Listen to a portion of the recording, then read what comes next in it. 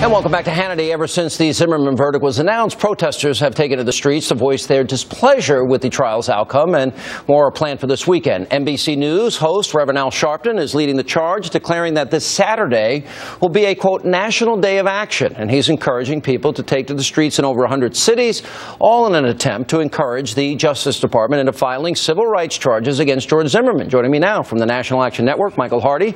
He's helping organize Saturday's events, and he will be attending a vigil in New York City with Trayvon's mother, Sabrina Fulton, and others. Also, Michael Skolnik is with us. He is a board member for the Trayvon Mountain Foundation and also participating this weekend. I've known you for a long time, right? Yes, sir. All right. You don't like the verdict.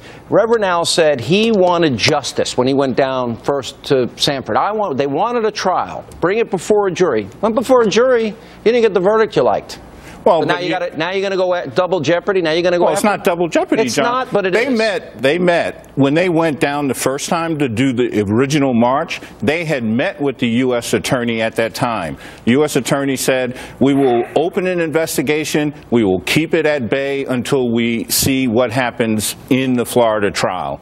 And after 16 months, the FBI found nothing, no racial animus in George Zimmerman's past. Well, I don't know if that's a fact, Sean, because the FBI still has yet more work to do on that case. And right now, you know, at the beginning here, people say, you know, what brought this case to where it is in some respects, if you want to talk about the race issue, is the fact that, you know, had the Florida authorities in the very first instance investigated this case fully. They did. No, they didn't. Arrested George Zimmerman, investigate the case fully, deal with the parents. You may never have had the coming together of forces. They came together because justice was denied originally because there was not enough attention paid to the fact that Trayvon Martin was a teenager, unarmed, and killed by George Zimmerman. I asked Hillary, 61 kids died in Chicago during the trial. Do you know the name of any of them? Yeah, you have the young lady that died What's the name? Right after, I believe her name is Rachel. I don't have her last name, but interesting, isn't it? I know her name. All right, well, Michael, let me ask you this question. Sure. I understand you don't like the verdict, and that's fine. People can have an honest disagreement. Sean, if I you cannot wait, hang on. But you cannot deny. Jeremiah Millsap, 24 years old, was killed in Chicago July 6th. You cannot deny. I want to make sure that we get justice. Justice was served. A jury of his peers rendered a verdict, not guilty. Why won't you respect the verdict? Sure.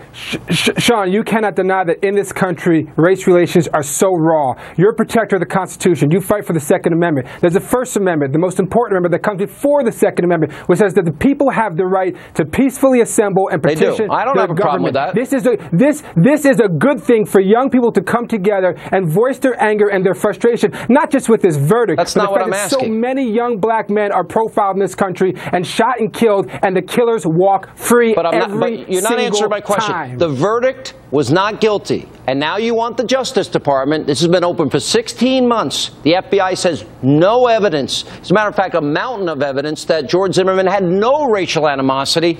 Why do you want? Sure. Why do you want him to face that? Why are you insisting on that? Look. I'll be honest with you, Sean. I'm a firm believer the Department of Justice should keep their investigation going and leave no stone unturned. Is there a civil rights violation here? I personally don't think there's a civil rights violation here that they can prove.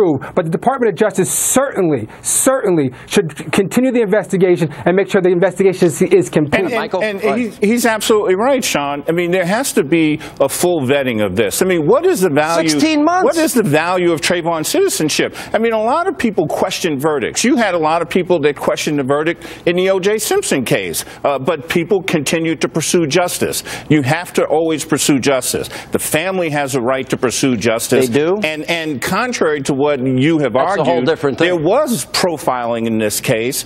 It was argued in this case. Give me the evidence of profiling. What's the evidence? George Zimmerman profiled Trayvon Martin. Based on race. He based on race? Everything that George Zimmerman did during the course of this evidence, case counselor. was based on Trayvon being black. And one of the things that people, give me evidence to back that statement up. What evidence? Look at the whole discussion that he had on the 911 tape. What about it? And I'll tell you one of the most interesting factors. He said he's a black guy and he's going for his waistband. waistband. And a lot of people didn't focus on that. That's racial? It is racial. It is because you are profiling him because he's a black person. He's going for his waistband. And you know what the story is? That he must have a weapon. It means he moved his hand. He was saying that all along the time he was talking to 911, including the fact that including the fact that he always says that they get away. He used whatever term he used. It's a crime-ridden neighborhood. But he had done nothing. He was walking home.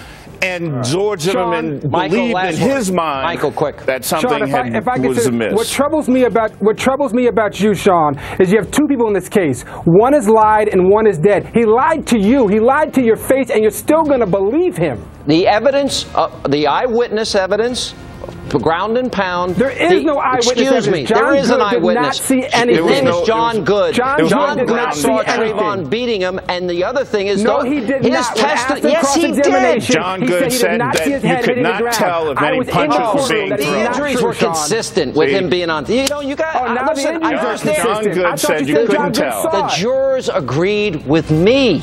The jurors made a verdict. No, one juror has spoken.